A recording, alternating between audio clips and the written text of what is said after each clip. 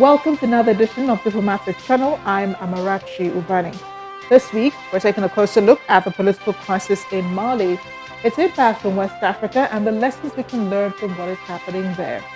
My guest is the former permanent secretary at the Nigerian Ministry of Foreign Affairs, Ambassador Joe Keshi, who draws on his experience with similar situations that have presented in other parts of Africa. Later on the program, we'll be looking into the chances of survival for the Russian opposition activist Alexei Navalny. That's Diplomatic Channel in a wrap, but here are other discussions in Diplomatic Channel.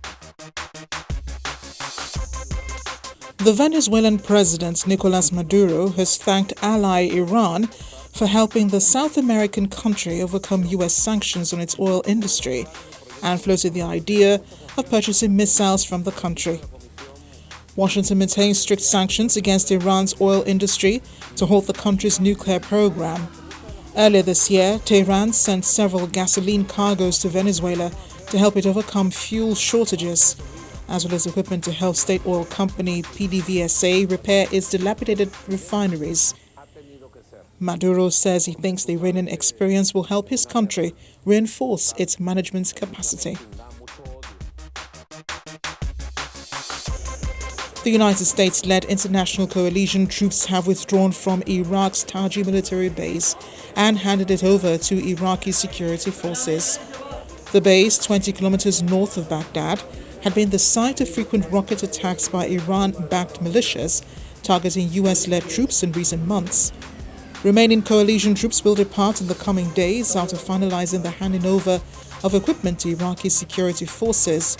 It is the 8th transfer of a coalition portion of an Iraqi base back to Iraqi forces.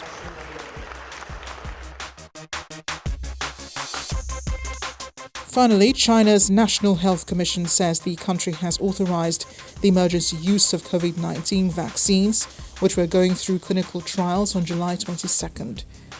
An emergency use authorization, which is based on Chinese vaccine management law, allows unapproved vaccine candidates to be used among people who are at high risk of getting infected in a limited period. By first inoculating the special groups like frontline medical workers and civil servants, the move is to ensure that a city can keep normal functions when a health crisis strikes. Reactions to the coup in Mali are growing as more countries in the international community are either halting ties or calling for the return of civilian rule in the country. ECOWAS is sending mediators in the hopes that they can reason with the military junta. The military is now in charge in Mali, following the arrest of President Ibrahim Boubacar Keïta on Tuesday and his resignation announced in a televised address. The coup leaders asked people to return to life as normal. President Keïta is believed to be held at the Kati barracks after his arrest. Calling themselves the National Committee for the Salvation of the People, spokesperson for the group of soldiers, Colonel Ismail Wage, said they had acted to prevent further chaos, anarchy and insecurity, promising to oversee elections within a reasonable time, but given no idea when. International condemnation for the coup is growing, despite the wide celebrations that erupted in the capital the day of the incident. The Chinese Foreign Ministry says China opposes regime change by force. Germany also condemned the coup, offering its support to regional organization, the ECOWAS. Chancellor Angela Merkel said German soldiers stationed in Mali were not in any danger, and the Foreign Ministry says it was closely monitoring the situation. Even the EU said it was concerned by the ouster of the president and government, warning the military coup could destabilize the whole West African region. We don't tolerate the impunity, and that's why we took this very important decision. It's our intention to decide sanctions, targeted sanctions, in order to target the individuals, authorities involved in the process of violence or in the falsification of the elections. And we will continue in the next hours, also in the next days, to follow closely the situation. We don't accept the violence. AU Chairperson and South African President Cyril Ramaphosa condemned the coup, voicing concerns over developments in the country, which led to the resignation of President Keïta. He has demanded that the military immediately release the president from detention, as well as the prime minister, ministers and other government executives, calling for an immediate return to civilian rule and for the military to return to their barracks as well. But the opposition coalition parties, otherwise known as M5 RFP, have praised the military for ousting Keita. Before now, they had spearheaded months of protest against Keita and have since embraced the mutineers and rejected ECOWAS' position. On Saturday, leaders of the coup sat down with mediators from ECOWAS, led by former Nigerian President Goodluck Jonathan in Bamako. ECOWAS has strongly condemned the toppling of Keita and quickly shut borders and ended financial flows, a move diplomats said was as much about warning opponents at home as stabilizing Mali. Following their meeting, the ECOWAS representatives were to meet Keita and other officials held by the mutineers. However, Finance Minister Abdoulaye Daffy and the President's private secretary, Sabane Malhamadou, were released on Friday, according to head of Keita's party, Bukari Treta.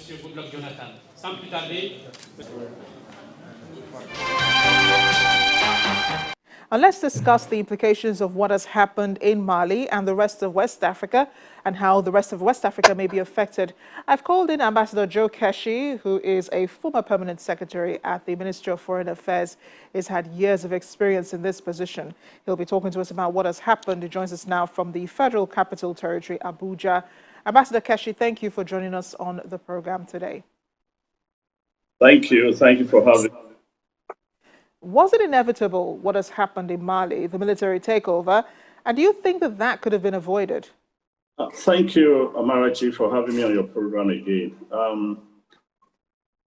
I think this is the second time in a decade or a little bit over a decade that the Malian military is intervening in the democratic process. And I'm surprised that the leaders of Mali, particularly the opposition and the president, did not see this coming, knowing fully well that in the past it was the same condition, the cry of the people for bad management, bad governance, terrorism, and the fact that they were not getting much from their governments. So if they had thought well, the leaders of Mali, they could have realized that the military, as it did before, could repeat the same thing and find a political solution to the problem.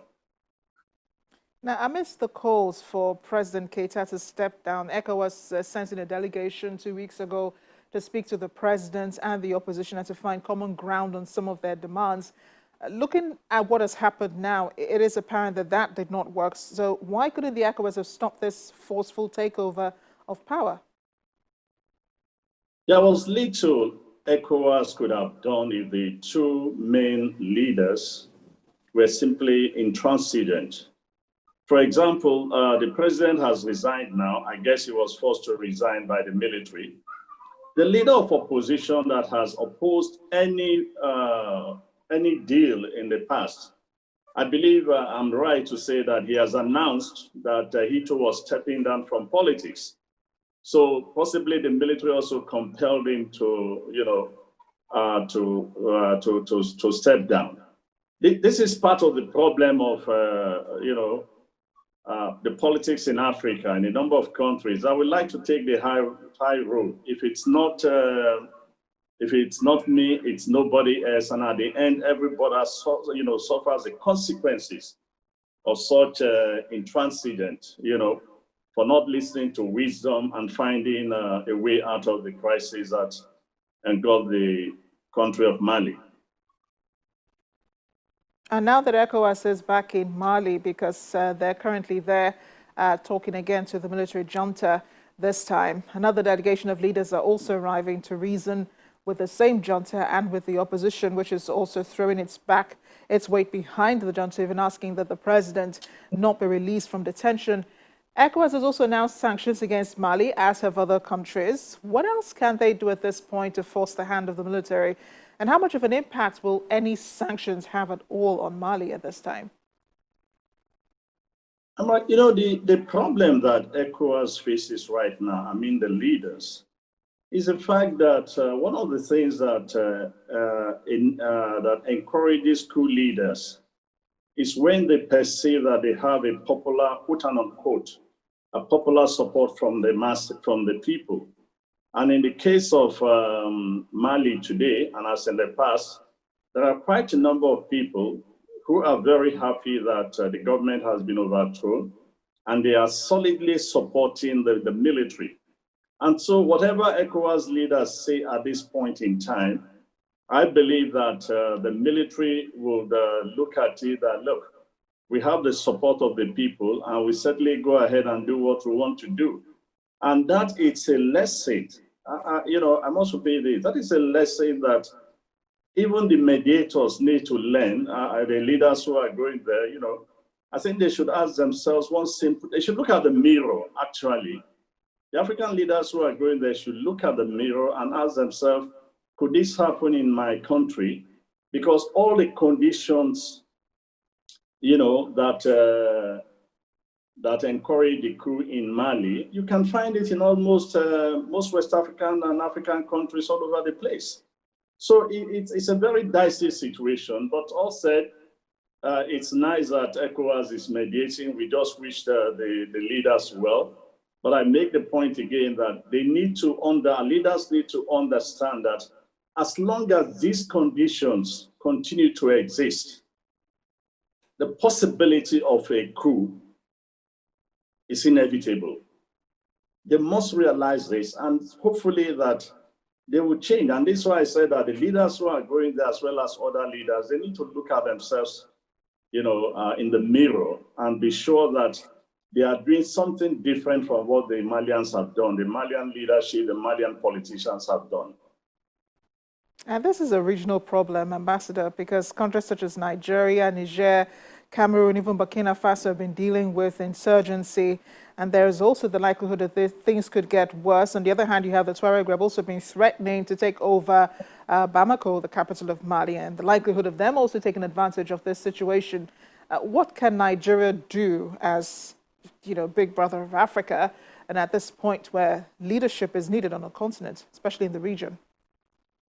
Well, regrettably, I'm not too sure with its own internal problems that Nigeria can do much. But let me again repeat what I said to your last question.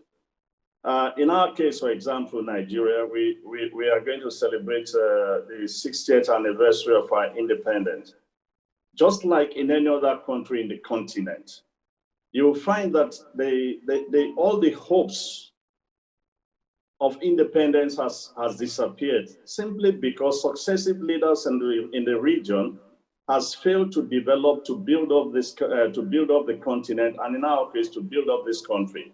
So you find that people are very unhappy, and in recent times, the COVID thing has just made the situation in a number of countries worse. But the point must be made that African leaders should look at themselves and ask that very simple question: have we done enough for our people?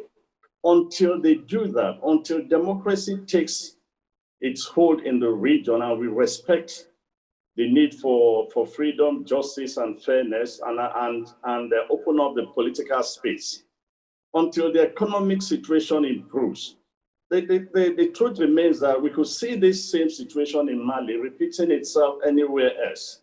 And this is why I said much earlier that the leaders need to look at the mirror, for especially those who are going and say to themselves, have we done enough? Could what is happening in Mali happen in our respective countries? Look at Ivory Coast, for example. After many years, Ouattara is still insisting on a third term, and now crisis has started in Ivory Coast. If the military moves in tomorrow, we'll be back again discussing the same thing.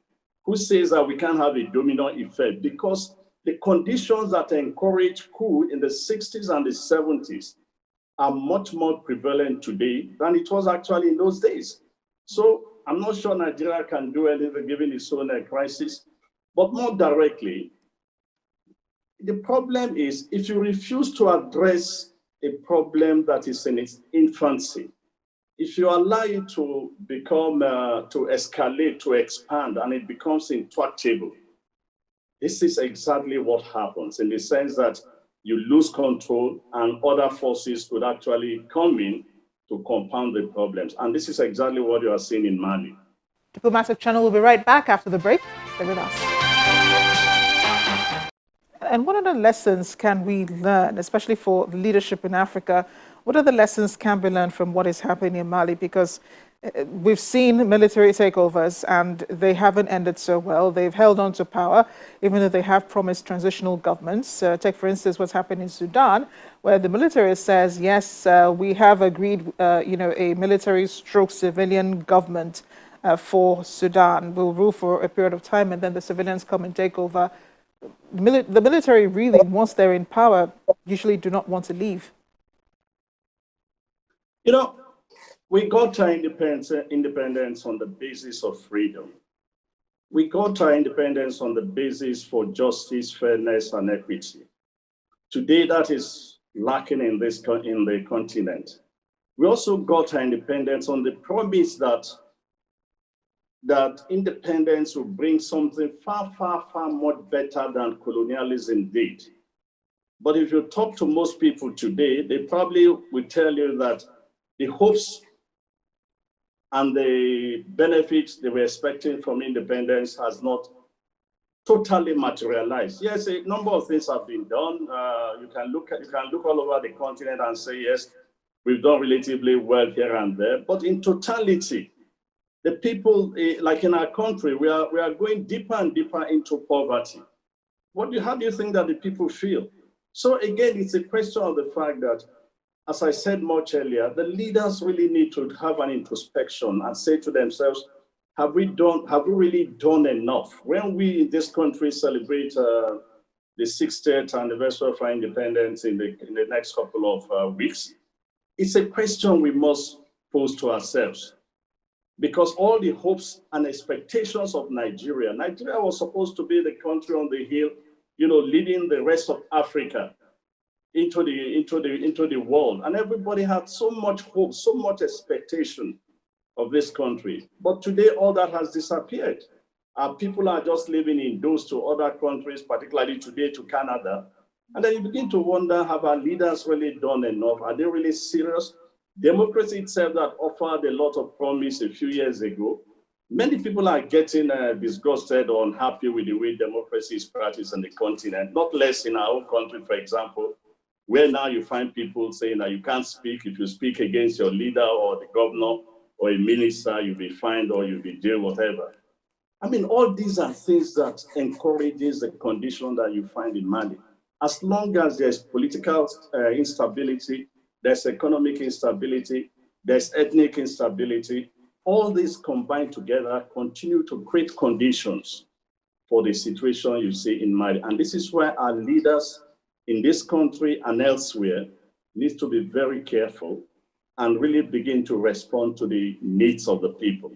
It's all about the people, and we must continue to emphasize that. Ambassador Joe Kashi, thank you again for speaking with us. Always a pleasure having you on Diplomatic Channel. Thank you very much. Thanks a lot.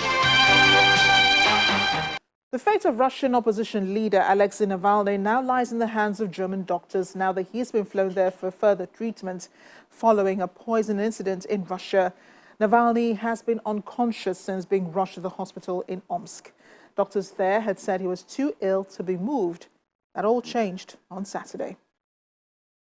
The gravely ill Kremlin critic was evacuated to Germany for medical treatment on Saturday, flown out of the Siberian city of Omsk in an ambulance aircraft and taken to hospital in Berlin.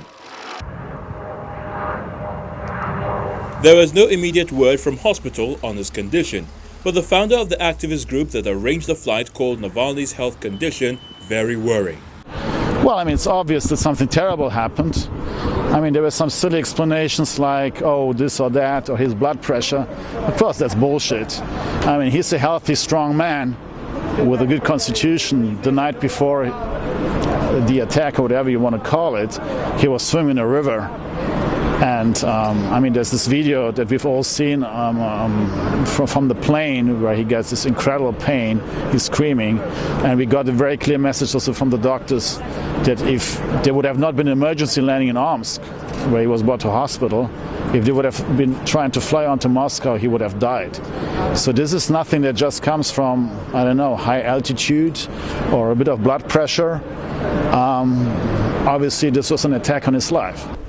The hospital said in a statement that it will provide an update about his condition and further treatment once tests have been completed and after consulting with his family.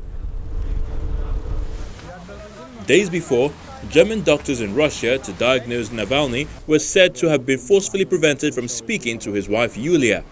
His wife had wanted to get in touch with them to get information from them, and the German doctors were forcefully moved away from her. The German doctors were let in to the hospital to supervise the condition of Alexei Navalny, apparently to decide if he is actually transportable or not.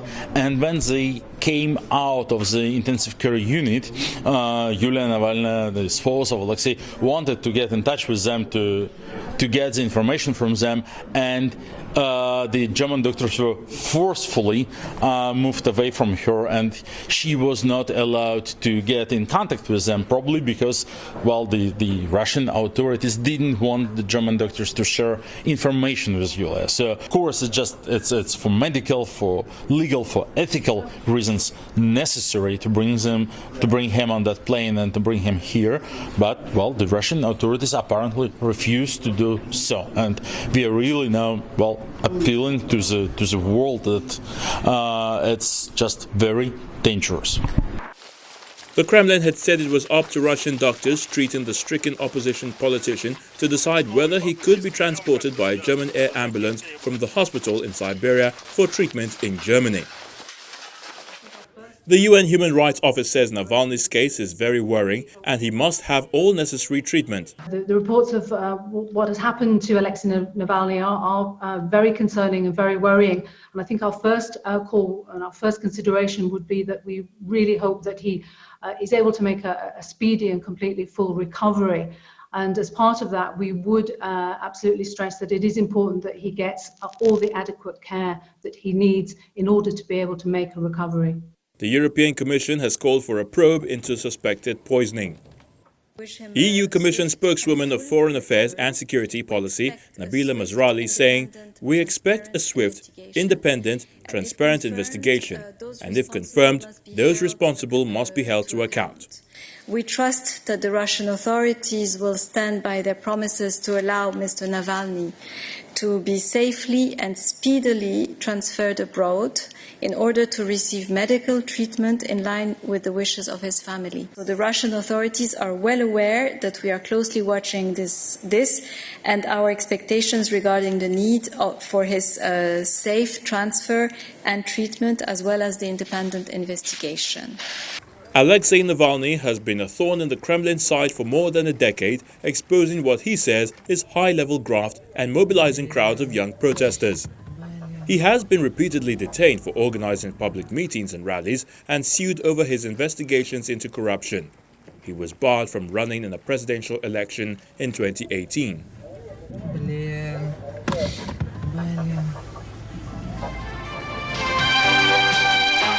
That's the program today. As always, I look forward to your questions and your comments. The addresses to reach me on are on your screen. I am Amarachi Ubani. I'll see you again soon.